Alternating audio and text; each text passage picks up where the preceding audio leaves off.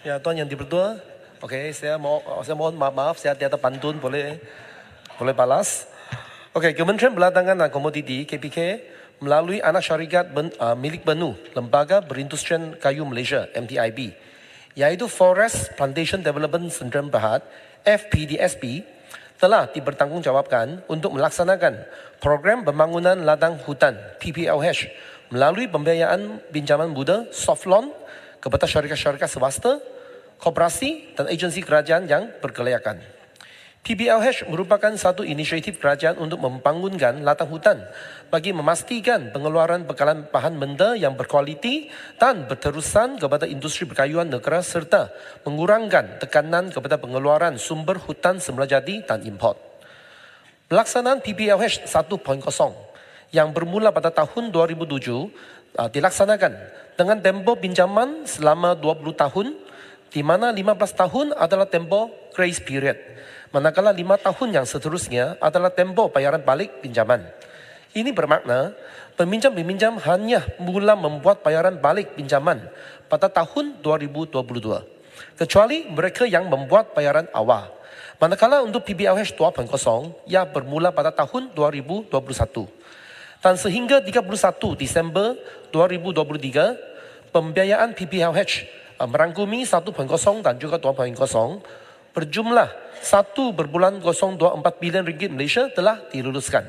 Secara keseluruhannya, terdapat sebanyak 108 perjanjian pinjaman PPLH yang meliputi 91 syarikat dan agensi kerajaan yang telah diluluskan pinjaman yang untuk membangunkan kawasan tanaman ladang hutan yang seluas 144,076,54 hektar.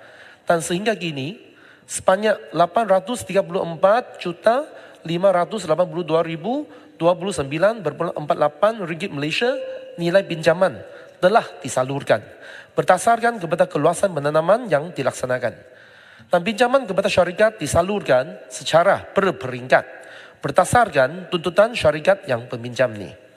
Sebanyak 11 spesies telah diluluskan di bawah PPLH, iaitu getah, akasia, laran, patai, kaya, eucalyptus dan paulonia, binuang, sendang, jati dan bulu. Dan untuk makluman, spesies utama yang telah diluluskan di bawah PPLH adalah getah timber latex clone, iaitu sebanyak 86,686,97 hektar. Sementara bagi adalah penanaman spesies ladang hutan lain seperti akasia, laran, patai, kaya, binuang dan eucalyptus yang meliputi 57,389,57 hektar. Dan terdapat 3 kaedah bayaran balik pinjaman PPLH sikit lagi, iaitu menerusi hasil latex, hasil tebangan awal dan hasil kutipan balik pinjaman. Dan sehingga 31 Disember tahun lalu, sebanyak 41,2 juta ringgit Malaysia telah berjaya dikutip daripada 23 peminjam PPLH, iaitu 20,5 juta daripada hasil latex, 12,8 juta daripada hasil tebangan awal dan 7,9 juta daripada hasil kutipan balik.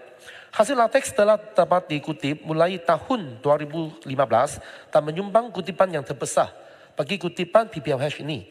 Dan selain itu, satu syarikat peminjam PPLH juga telah berjaya menyelesaikan keseluruhan pinjaman dalam tempoh pertangguhan grace period dengan membuat bayaran balik menerusi hasil latex. Dan unjuran kutipan bayaran balik pinjaman untuk 3 tahun yang akan datang ini adalah seperti berikut. 2024, 24,6 juta, 2025 tahun 2025 33,9 juta dan tahun 2026 65,8 juta ringgit Malaysia. Sekian, terima kasih. Tangga Batu. Baik, terima kasih Yang Berhormat Timbalan Menteri. Dari pinjaman 800 juta tu saya lihat yang baru dibayar balik, saya rasa di bawah 100 juta lah.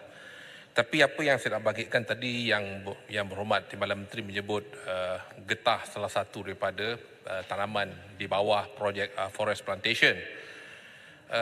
Saya lihat, saya ke Sabah banyak kali.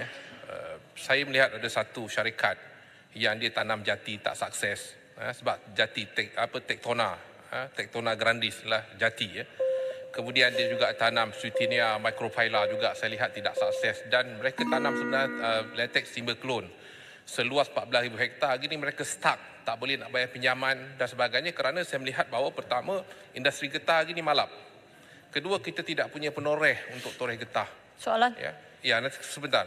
Dan yang ketiga, saya lihat kerajaan tidak ada menyediakan downstream activity untuk bantu mereka bagaimana kayu-kayu getah ni boleh diekstrak untuk dijual.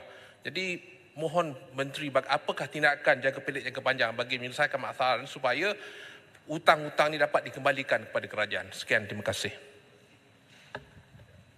Ya, yang pertama sekali saya ingin untuk menekankan bahawa yang kutipan yang setakat ini kita harus bersyukur kerana kita cuma mulai kutipan tu pada tahun 2022. So setakat ini sebanyak 41.2 juta kita telah mulai kutip dan kita pun ada unjuran untuk tahun-tahun yang kemudian. Cuma untuk isu getah ini kita lihat sebenarnya program PPLH ini dia bertujuan dia tanam pokok, lepas tu pokok tu ditebang. Dia bukan nak tanam pokok tu, lepas tu untuk hasilkan latex untuk satu tujuan spesifik dia. Kerana ini dia lebih kepada ladang hutan. So selain daripada getah, kita juga ada 10 spesies yang lain yang untuk spesies yang hutan ni. So ini bukan sesuatu yang khusus untuk latex. Cuma latex dia merupakan salah satu byproduct apabila ada tanaman yang rubber wood ni lah.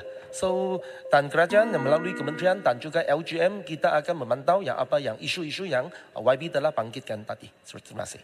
Tan Chua PI. Terima kasih Puan Yang di-Pertua. Yang Berhormat Menteri, saya melihat projek Buloh. Hingga setakat ini di mana projek-projek telah digalakkan oleh kementerian.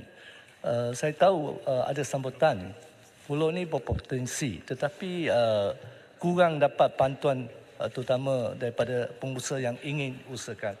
Jadi apakah langkah-langkah kementerian bagaimana untuk menambah baik ataupun membolehkan pengusaha-pengusaha buloh ini dapat diberi bantuan yang sewajarnya?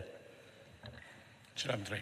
Ya, untuk makluman Tanjung PI, buloh ini pun dikira salah satu jenis daripada pokok yang kita nak menggalakkan untuk buat penanaman. Dan untuk penanaman untuk buloh ini sebenarnya kita boleh dapat pinjaman mudah di bawah PPLH ini dengan RM10,000 untuk 1 hektar. Kita diberikan untuk syarikat cuma namun demikian masih belum ada lagi sebarang permohonan pinjaman untuk penanaman buloh di bawah PPLH. So bukan maksudnya kita tak ada, kita ada cuma tak ada setakat ini tak ada orang yang memohon. Terima kasih.